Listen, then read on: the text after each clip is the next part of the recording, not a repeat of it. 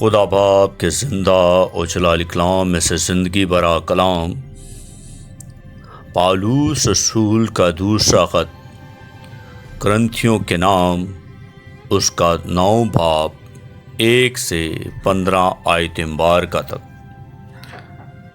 جو خدمت مقدسوں کے واسطے کی جاتی ہے، اس کی بابت مجھے تم کو لکھنا فضول ہے، کیونکہ میں تمہارا شوق جانتا ہوں، جس کے سبب سے مقدونیہ کے لوگوں کے آگے تم پر فخر کرتا ہوں کہ اخیا کے لوگ پچھلے سال سے تیار ہیں، اور تمہاری سرگرمی نے اکثر لوگوں کو ابھارا۔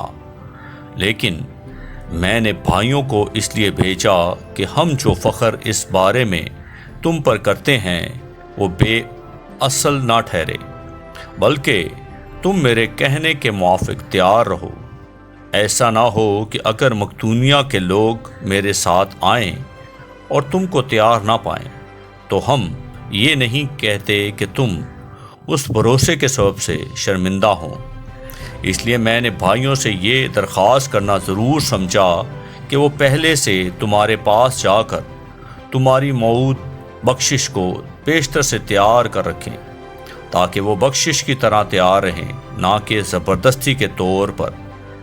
لیکن بات یہ ہے کہ جو تھوڑا بوتا ہے وہ تھوڑا کاٹے گا، اور جو بہت بوتا ہے وہ بہت کاٹے گا۔ جس قدر ہر ایک نے اپنے دل میں ٹھہرایا ہے اسی قدر دے، نہ دریغ کر کے اور نہ لاچاری سے، کیونکہ خدا خوشی سے دینے والوں کو عزیز رکھتا ہے۔ اور خدا تم پر ہر طرح کا فضل کثرت سے کر سکتا ہے، تاکہ تم کو ہمیشہ ہر چیز کافی طور پر ملا کرے، اور ہر نیک کام کے لیے تمہارے پاس بہت کچھ موجود رہا کرے۔ چنانچہ لکھا ہے کہ اس نے بکھیرا ہے، اس نے کنگالوں کو دیا ہے، اس کی راست بازی ابد تک باقی رہے گی۔ پس جو بونے والے کے لیے بیج اور کھانے کے لیے روٹی باہم پہنچاتا ہے، وہی تمہارے لیے بیج باہم پہنچائے گا اور اس میں ترقی دے گا، اور تمہاری راست بازی کے پھلوں کو بڑھائے گا، اور تم ہر چیز کو افراد سے پا کر سب طرح کی سخاوت کرو گے، جو ہمارے وسیلے سے خدا کی شکر گزاری کا باعث ہوتی ہے۔ کیونکہ اس خدمت کے انجام دینے سے نہ صرف مقدسوں کی احتجاجیں رفع ہوتی ہیں، بلکہ بہت لوگوں کی طرف سے خدا کی بڑی شکر گزاری ہوتی ہے۔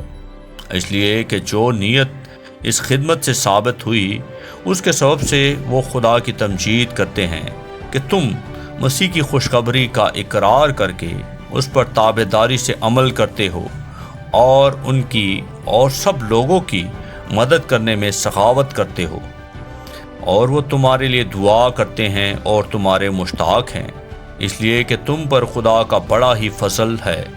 شکر خدا کا اس کی اس بخشش پر جو بیان سے باہر ہے۔ آمین۔ کلام کے پڑھے اور سنے جانے پر خدا ان کا شکر ہو، خدا ان کی تعریف ہو۔ آمین۔ اس زندہ اور جلالی کلام کو زیادہ سے زیادہ شیئر کریں تاکہ لوگ سن کر برکت پائیں۔ آمین۔